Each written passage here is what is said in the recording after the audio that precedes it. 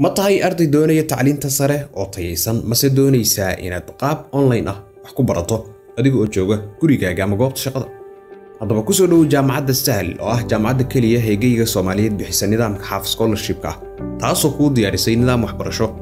oo online ah isla markaana dhameystiran jaamacadda Sahal waxay xarumo ku leedahay magaalooyinka Boosaaso iyo Laascaanood kuwaas oo aad ku diyaarin karto diploma ama degree habka online-ka ah iyo habka xaadirka ah labadaba waqtiga diblomada aad ku diyaarin karto waa 1 sano halka digrigu yahay 3 sano kulliyadaha jaamacadda Sahal ay ku diyaarisay waxa kamid ah kulliyadaha ku muuqanay